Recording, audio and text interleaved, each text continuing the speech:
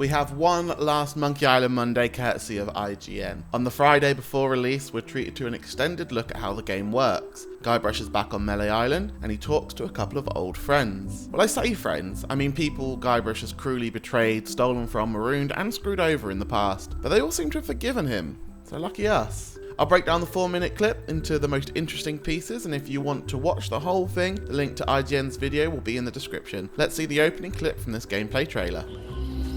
Oh yeah, that clock has been broken for decades now.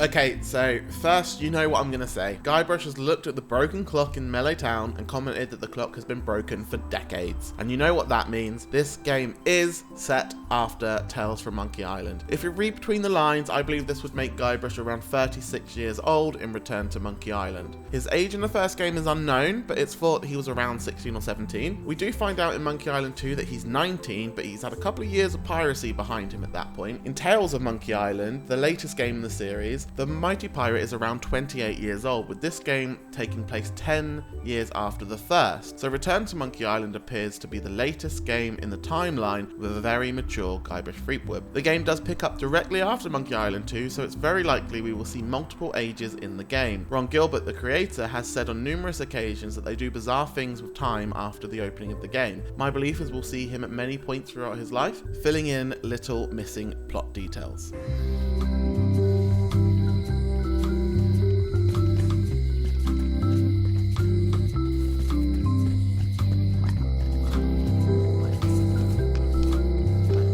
On the Melee Island High Street, things have changed a lot. The general store appears to be closed with a note on the door, but the shopkeeper may still be a character to converse with. He seems to be sticking his head out of the window, possibly keeping an eye on the comings and goings of the residents of Melee. The church, which served as the finale for The Secret of Monkey Island, is boarded up, possibly having never been fixed after the epic showdown between Guybrush and LeChuck. In the corner of the screen is a brand new location, the Locksmith's store, which we've seen in previously released media. The most exciting thing about this location is how it shows off the more dynamic camera, which zooms in and out and pans depending on where Guybrush is on the screen. Guybrush Threepwood? Ha-ha! Otis! Howdy, kid. And Stan! Otis, old pal. You haven't changed much since I last saw you. I blame the government. In fact, didn't we first meet right here? Not at all. I was in the other cell that time. You look different somehow. New art style? How nice of you to notice.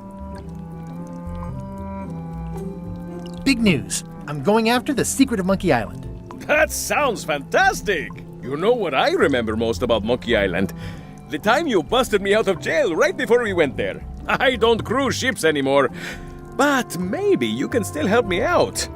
Like you did all those years ago. Yeah, I'm sort of planning on... But maybe I can spring you anyway. In this clip, we get to hear Otis for the first time since the year 2000. He's been teasing us on the Return to Monkey Island website and some of the promotional materials, but until now, he hadn't spoken. And of course, he's still in jail. There's a meta joke about the new art style that I'm sure will get some players seething. It also sounds like Otis won't be joining our crew for this adventure, but he still requires saving, which looks like it will be a fun puzzle in this game. Guybrush then says something that the developers definitely don't want us to know at this point, better save for the release of the game. But knowing our dear Monkey Island writers, what they've redacted will probably be so mundane and not linked to any grander mystery. They're like glasses, only way less convenient. Ooh, look behind you, a three-headed monkey. Oh, please take one. I use them to promote my business. See, it says Maps and More on the edge. Thanks.